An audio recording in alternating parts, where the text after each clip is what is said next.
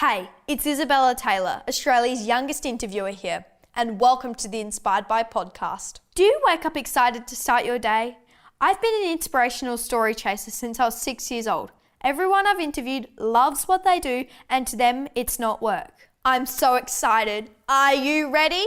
In 5, 4, 3, 2, 1, let's go, people! Australian hyperrealist artist Robin Eley shares his inspirational story, beginning his journey in art drawing as a young kid. Eley was born to an Australian father and Chinese mother. In 1981, his family migrated to Australia, where he completed high school at Pembroke School in Adelaide, South Australia. In 1987, he moved to the United States, where he attended Westmont College, captaining the basketball team and earning a Bachelor of Arts degree, majoring in fine art in 2001. As a young creative myself, I'm fascinated by Australian-renowned hyperrealist painter Robin Eley's journey in developing his ultimate passion for art. Starting off drawing Garfield and basketball players as a kid to becoming a professional illustrator, then literally taking the world by surprise, making a leap of faith from pencil to paint, creating a stunning, real-life-like self-portrait of himself that awarded him runner-up in the Doug Moran National Art Prize in 2010, which catapulted him onto creating incredible wrapped portraits, heavily influenced by history, creating his reputation as an artist today. The discipline, conviction and self-belief that Robin has demonstrated on his journey thus far is incredible and inspirational for us young creatives. I wish for this story to set your creative juices on fire to a life of personal fulfillment, doing what it is you love. That is exactly what Robin has achieved, and his art, as he describes, it's so connected to who I am. It's just me. Was that black limo what you had in mind? It was more than what I had in mind. It was incredible, and I thank you very much for the experience. I've been all over the world, but I had to come back home to finally take my first ride in a black Hummer, so thank you very much. We like to take things very, very seriously. Clearly. When I was looking at your paintings, I thought that you actually wrapped it. And when I saw it at your house, I was like, very surprised that was even possible to be able to do, because I've seen people replicate the Mona Lisa, Starry Night, Girl with the Pearl Earring and stuff like that, but it was another level to paint that. And do you paint it first? Or no, you don't. You paint it with the plastic. That's actually probably the most common question I get, is whether I do the painting first and then paint the wrap over the top. No, you're right. I paint the whole thing at one time, because there's the plastic obscures, blurs out, it changes what's underneath to the point where there's really nothing to be gained by painting the painting underneath first. It's much actually easier to do it all at the one time. How would you describe your life from age 5 to teenage years? To be honest, I believe that if we talk in terms of my creative journey, it really began when I was probably 2, because I vividly remember drawing when we lived in London. And I moved to Australia when I was 3. So I can remember back when in London we had this metal tray that was a Union Jack, and it was filled with crayons. And I remember we had this one room where I'd do my drawings, and I'd just go and grab crayons out of the tray and I'd be drawing. So that's when my creative journey started. And then as we moved to Australia, I never stopped drawing. On a summer afternoon, the cricket, I'd put on the TV and I'd sit down and I'd just draw from morning all the way through to night, go to bed, wake up in the morning. The first thing I'd do would be run up to that room and see the thing that I'd spent all day. It was the most exciting moment of my day, was to see what I had just drawn the previous day, and then I'd sit down and I'd draw all over again. But then obviously there was, as a child, you do other things as well. And for me, it was sports and drawing, and that's the way it began. But it also, as a kid, made me feel good about myself.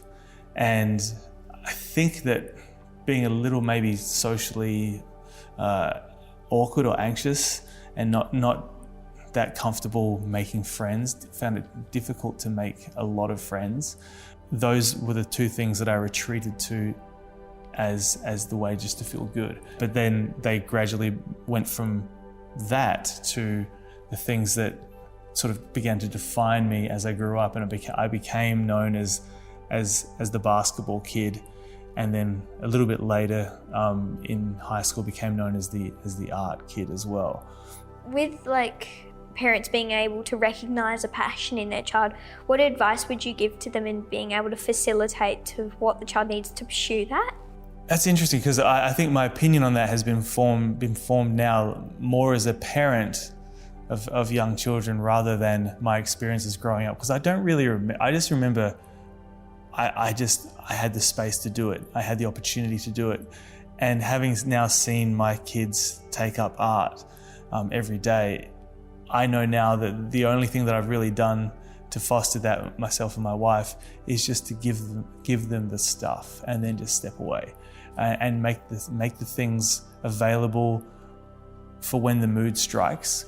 You never know what's just going to kind of set the mind on fire. One thing that we've tried to do recently is, limit their interaction with things that do the thinking for them, like devices, for instance. We haven't taken them out of the house because navigating the use of devices as a child is actually, I think, is important, because they're going to encounter it wherever they go.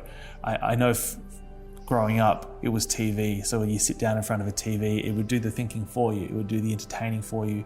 And I went from being able to write stories as a kid, suddenly I couldn't do it anymore because I had stopped thinking because I'd watched so much television as a kid.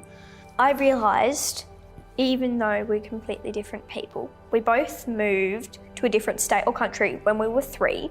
And when I was little, when we lived in Queensland, my mum would leave paints out on the grass in just different spots, and I'd just dip my hands in the paint and smash it on the paper. Mm-hmm. I would encourage any child who loves making art, don't judge yourself based on your ability to copy something, because that does not define your ability as an artist. When you're at school, you were told to loosen up. Mm-hmm. When you recognised your passion, did that change people's perception of you?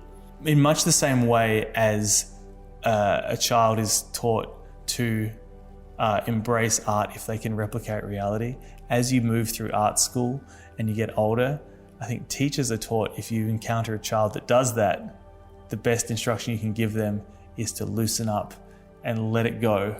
And I think that can sometimes be good advice, but for me, what it made me do was lose a sense of myself in my work and really lose that connection that I had my whole life. If you're lucky enough to have a teacher who really connects with you and understands you as an artist and a person, that advice will be catered towards you. But for me, it moved me away from what I loved to do and made me really question my ability to do it professionally. But it was only when I really realized that, hey, this is who I am. I have always made artwork this way, and that's not a bad thing. That's just who I am. When I really leaned into that, that was when my ability to craft a career and evolve as an artist really began to develop.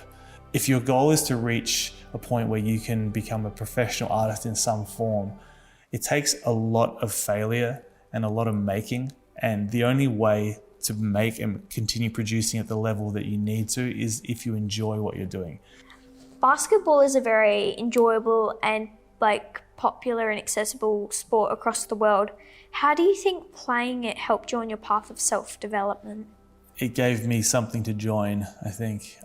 Growing up, you want to be part of something, and drawing was great, but it was always in isolation, right? To the point where no one really knew that I did it until the very end of high school. Basketball, it was my social activity, it was my physical outlet, and it was something about, for me, being a kid that sort of lacked confidence in social settings. When I walked over those lines on the court and inside the white lines of that court, I felt confident. And so that for me was the foundation upon which I really built my entire identity in childhood, because it was the one thing that I was publicly good at but also really enjoyed. It taught me the value of hard work as well, because I went through a period where I didn't really practice. I think because I was good, I could be good without practicing. And then suddenly I looked around and all the other guys around me were getting better than me because they were working on their game outside of just playing. They were practicing, they were training, and I wasn't doing that.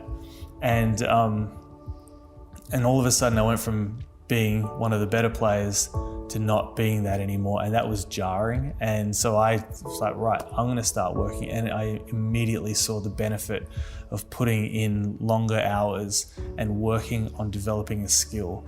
And when I decided to move away from basketball and focus in completely on my artwork, that sort of laser-like focus essentially just transferred directly from basketball to art, and that same work ethic that I'd applied came with it, and that enabled me to develop my technical abilities and progress my career faster than I otherwise would have had I not had that athletic grounding.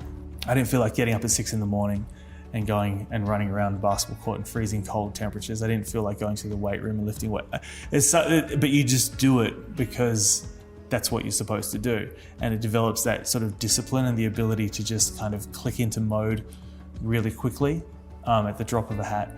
And so I'm fortunate in that respect because, as I said, the most important thing in developing as an artist is to just keep producing. It's that continual production that allows you to move down that road maybe faster than other people are moving down that road. And because as an artist, specifically for what I do, there is only so many spots on the top of that hill, because a lot of people want that, but the industry can't support, millions and millions of artists. So you are kind of, in a sense, in a little bit of competition with people, which is an uncomfortable thing to do with something you feel so passionate personally about. Mm-hmm. And I think people have formed this idea that I think a lot of people struggle with art, finding their own style and wondering if it's going to be successful or not. Yep. Because when I draw, I compare myself incessantly, and people say don't do it, and I try not to do it, and I try to be natural and just comfortable. I can't do it. It's really hard to move away from. If you find out how to do it, make sure you tell me, because I'd love to learn how to do that as well. It is the advice that everyone gives, but no one's actually figured out how to successfully adopt. So I think having a group of friends and surrounding yourself with family and friends who both understand and can nurture your journey, people that really know you, that really care about you. You went to the US when you were 19. Would you say that was an integral part of your success? Oh, it was foundation. It changed everything for me, because when the kid that I was when I left was not the person that returned when I came back, because American culture is very different to Australian culture, and I was not prepared for it. And the person that I was here was, very quite shy, very reserved. I would never speak up for myself. Over there, that did not work. I got swallowed up almost immediately, and I struggled, and I had to learn to develop a sense of self. And so for me, being over there for those 5 years, both studying and playing basketball, really shaped who I would later become, or who I am now. College, the first year was a real struggle. I didn't want anyone to talk to me. I knew that if I spoke, I would stick out like a sore thumb because of my accent. People couldn't even understand when I said my name. They got my name wrong. And so I couldn't handle it. I was so mortified by the whole experience that I bought a beanie and pulled it down over my eyes, bought headphones, put them over my ears outside of the beanie, and just walked around and just did not want to make eye contact with anyone. But then when I came back my second year, I don't know what had changed in me, but I just felt bigger. I hadn't grown physically, but I just felt like my world had expanded, and I felt much more comfortable in myself. It was at that point, I think, that my artistic brain was given the space to evolve and grow from there. When you returned from the US, you then, until about 2005, you created an illustration portfolio, which you then boldly took back to America. Would you say that was crucial in your career? What I did when I immediately got back was I just launched into digital illustration because I'd studied it in college. And for the first few years I was back, I was doing things that were primarily like textbook illustrations. So you would do like a digital illustration of like a set of scales, and on one side would be like a stack of apples, and the other side would be like one watermelon, and like the scales would be even, and that would go into a math textbook. And so you would do like 80 illustrations and you get paid like $20 in illustration. It was like such a lot of work for very little money, but I was able to make art and have someone pay me for it. So it was kind of cool. But then I realized I needed to learn more. So I returned to the US over 2 consecutive summers and studied at an illustration summer program taught by the best illustrators in America. And that gave me, and this was traditional illustrations of drawing and painting. And that gave me all the foundation I needed. And so from there, I created this portfolio and then basically took it back to America and hit the streets of New York, cold calling magazines, publishers, anyone who would give me the time of day to come in and put my work on their desk and show them what I did. So it would be publications like Time magazine, the Wall Street Journal, Forbes. I used my story as being Australian. If I've flown all the way over from Australia, can you just give me 10 minutes of your time? You come in there, you make the best impression possible, and then you ask, is there anyone else that you know that might be interested in seeing my work? And they pick up the phone, they call their friend over at this magazine, and then next thing you know, you're catching the subway over to that magazine, and you're going up the elevator and trying to get the same kind of handball effect. And so every year I do this, and I'd end up meeting with like 50 or 60 magazines, and I'd just keep going. And so I was living in Adelaide doing this work for 5 or 6 years for all of these New York publishers. And then I ended up doing some advertising work, and then a children's book with Disney, which is a really interesting process. Yeah, and so I was kind of all over the place in terms of the application of my work. Would you be able to tell us what book it was that you did with Disney? Yeah, it's called How Many Cats? The author, I think, is Lauren Thompson. It's not in print anymore, but last I saw, if you go on Amazon, you can get secondhand copies. It's a counting book about a bunch of cats that invade a house that a dog lives in, and they take over the house, and the cats arrive sort of one by one or in groups of 2 or 3, and gradually the numbers of cats count up to 20, and then the cats begin to leave the house, and it counts down to 0. And by the time they leave, this poor dog is left in a house that's been completely destroyed by cats. It sounds very simple to do something like that, but it was one of the most difficult jobs I ever did. What gave you that confidence to take the leap of faith from pencil to paint? There was no confidence involved. It was either I do it and I have a career, or I don't do it and I don't have a career. I've never been less confident about something in my life. It was the most difficult thing I think I've ever done creatively, because I felt so secure making pencil work. I was really good at it, like perfect. I knew that as soon as I tried to do anything in paint, I would not be able to achieve even remotely close to the level of perfection.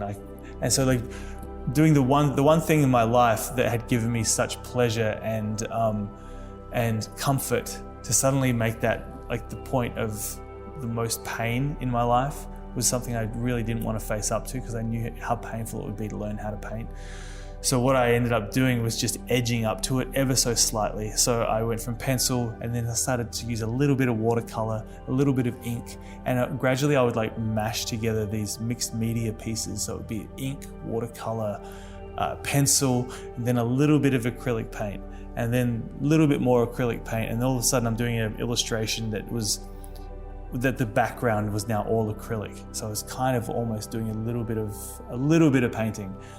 But then it reached a point where I started working on this piece, and I'll never forget, I did the whole thing in paint. It was a girl sitting on the floor with a beautiful floral dress, and I did the dress in paint, did the background in paint, and I got to the face, put the paint brushes down, I got out my pencil and I started coloring in the face, And I finished it. I was like, this is ridiculous. What are you doing, Robin? Now is the time, if there was ever a time, to just suck it up and do an actual painting. Now it's it. This is it right here. And so I picked up the paintbrushes and I made myself paint that face. First face I've ever painted. I will never forget the moment when I finished it and I looked at it and I couldn't believe that the person who had avoided painting for 27 years of my life, because I was 27 when I made this painting, had made this thing. And it sat in my studio for a couple of years because I could not believe I'd done it, but I've painted every day since then. And I've been chasing that feeling every day since then. That feeling of revelation of like, oh my goodness, I cannot believe I made that. And it's a feeling you only get a couple of times, I think, in your life. And the next time I had it was when I decided, because the next big thing for me was now I could paint with acrylics, right? But I knew that really success lay for me in learning to paint in oils, and it's a very different animal. Easier in some respects, but a lot harder in others. And so I avoided that. So for the next 5 years, I painted only in acrylic paint. And eventually got to the point where I said to myself, I need to learn. I need to make myself make an oil painting. And so that was in 2010. I made my first oil painting, and that oil painting launched my career as I know it today. Was that the one that you entered into the Doug Moran National Portrait Prize? That's the one, yeah. So you had no practical, full, in-depth knowledge of how to oil paint before that? No, none. What led up to you creating your first self-portrait oil painting? It was extremely difficult because I had, as much as I wanted it, I had zero connection emotionally to my artwork, having been a commercial artist for 6 years. Now I was asked to have the most personal connection to my work possible, and I was floundering. I had no idea what to do. All I knew was that I wanted to do it. Having no personal connection to the work, I thought, what is the one thing that I know intimately and no one can question how much this thing would mean to me? And it was myself. It's a self-portrait. So I used it as a vehicle to really explore myself, both artistically, but conceptually and creatively. Only 4 people knew about your painting. How did you keep it such a secret the whole time? I hid it in the closet. When people would come over, I would take the painting off the easel, put it in my closet, get something else that I had finished and just put it on my easel. I've kind of continued that pattern throughout my career of when I'm working on something new, I don't really want anyone to know. It's really personal. It's between me. It's me versus the painting or me versus the idea. And until it's fully resolved, I really don't want anyone to know about it. I add a lot of excess, fluffy stuff onto my questions. I think you're incredible, by the way. You're absolutely incredible. Keep going, yeah. What did it feel like realising that you and 2 other artists had actually been selected as the 3 finalists for that competition? I arrived at the media call of the morning of the opening. I walked into a room and there were not 30 other artists in the room. There was just 3 of us. And I didn't know how these things worked. I now realize why those other artists were looking so nervous and shifty, because they knew that something good was about to happen, but they just didn't know how good. Because for this particular prize, there's a big difference between the first prize and the second prize. I realized that every person in that room was there to be awarded something. And so my heart started to really pound because we're talking, this is my first oil painting. When they got to the painting prize, they announced the 2 runner-up prizes. And when they got to the second, the other runner-up prize, they said, and this is the first time entrant into the competition. I knew instinctively that was me because by this time I had researched all of the artists and I knew that I was the only one who was entering for the first time. I just started crying. I just looked at Rachel and just started saying, no, this is no. And it still to this day is a really emotional thing for me to even recount, because it was I could feel and see my life changing in real time. I went up on the stage ramble through some kind of acceptance speech. I don't even know if they were wanting an acceptance speech from me, because I actually wasn't the winner. I was just a runner-up, but I, for some reason, gave a speech. And I think that the guy who won, who's since become a really good friend, Michael Zavros, I think that when he saw me up there, he probably thought I was maybe emotional because I was maybe disappointed that I didn't win. But for me, I was ecstatic with runner-up. It made me start sprinting rather than crawling forward, because I was sort of hesitant and just making this one painting. But as soon as that happened, I was like, right, we're going. And I just abandoned all my illustration work and just started working on paintings with the hope that one day people would want to buy them and I'd be able to sustain myself as an artist. Creatively, if you're able to move in straight lines, it's going to be good for you. And I say move in straight lines in the sense that if you've got something in mind that you want to achieve and you move towards it, rather than just kind of zigzagging, you'll get there quicker. I always tell people that once you move to that place, the view's going to change. And when that view changes, you can reassess if you actually still want to keep going in that direction. How have you found social media like Instagram and Facebook for marketing your art?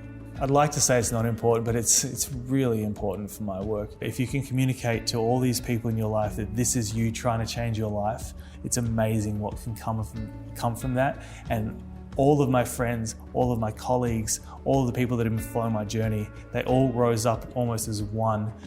Moving on to now, where I would say most people find my work through social media. I don't work with galleries traditionally anymore. I represent myself. And so what I show on social media is really important. It's been an absolute pleasure speaking with you, Robin Eley. Thank you so much for coming on Inspired By. Thank you so much for having me. It's been a pleasure. Thank you, Robin, for sharing your inspirational journey with us thus far. I hope this episode sets your passions on fire. Love to see you in the next episode.